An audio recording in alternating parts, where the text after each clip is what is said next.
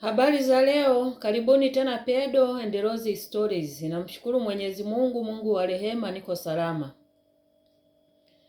Mada ya leo nataka nizungumzie jinsi jamii inavyomwangalia mwanamke mwenye VVU au anayeishi na HIV. Mwanamke mwenye VVU, jamii inamtazama kama ni muhuni au inamhukumu kama mwenye tabia mbaya. Mwanamke mwenye VVU anaweza kuishi maisha yake kama kawaida bila unyanyapaa. Aishi maisha yake kama mwanamke mwingine asiyekuwa na VVU. Mwanamke mwenye VVU anaweza akapenda, na katika kupenda akapata mwenza, akapata watoto na akazaa watoto ambao hawana maambukizi. Watoto wanakuwa ni negative. Sasa unyanyapaa unaua zaidi kuliko VVU vyenyewe. Jamii haitakiwi kumnyanyapaa mtu au mwanamke anayeishi na VVU. Unapomnyanyapaa mwanamke anayeishi na VVU, anaamua kukaa kimya. Na anapokaa kimya ina maana ni kwamba anajificha. Anapojificha kuna mambo mengi sana anayakosa katika jamii. Mojawapo ni kukosa dawa, na hasa pale anapokuwa hana uwezo. Unamfanya mwanamke akae kimya bila kusema hali yake. Hali ya unyanyapaa inamfanya mwanamke mwenye VVU aache dawa kwa sababu anakosa msaada wa haraka kutoka kwa ndugu, rafiki na majirani. Kwa sababu uwezo unatofautiana.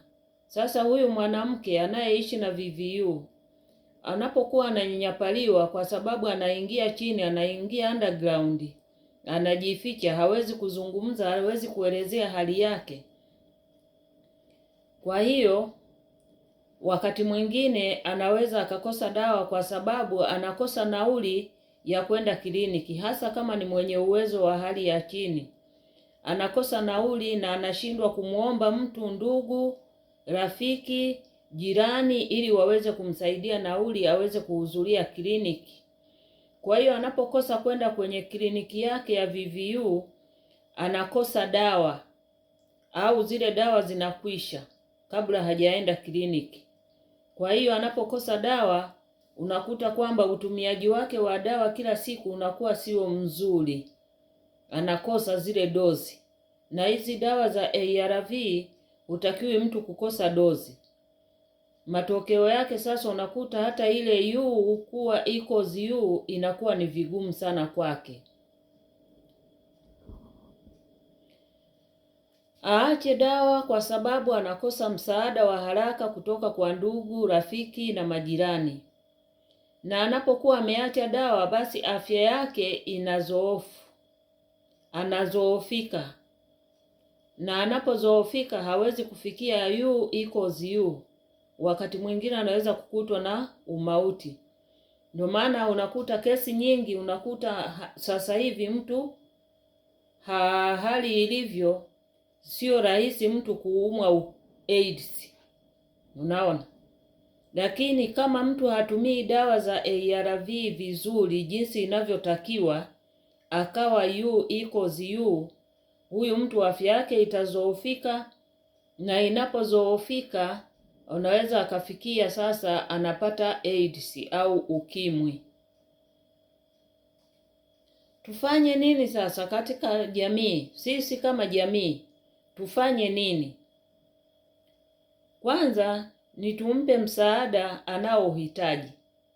Huyu mwanamke anayeishi na VVU, tumpe msaada anaohitaji. Tusimnyanyapae, tusimhukumu, tusimdharau, tusimkejeli. Sasa msaada gani tunaompa? Wakati mwingine anahitaji kuhudhuria kliniki. Kwa hiyo kama una usafiri unaweza ukamsaidia kumfikisha kliniki, basi msaidie usafiri ili afike kliniki. Kama una usafiri lakini una uwezo wa kumpa nauli, basi msaidie nauli ili aweze kufika kliniki na kuchukua dawa zake, aondoe ile hali ya yeye kujinyanyapaa na hali ya kunyanyapaliwa na jamii, kwa sababu kuna watu wameacha dawa kwa sababu ya kunyanyapaliwa.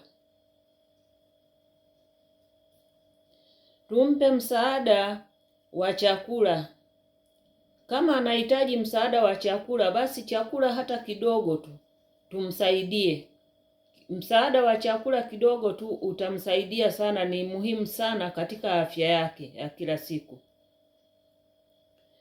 Tukumbuke kwamba VVU sio mwisho wa maisha.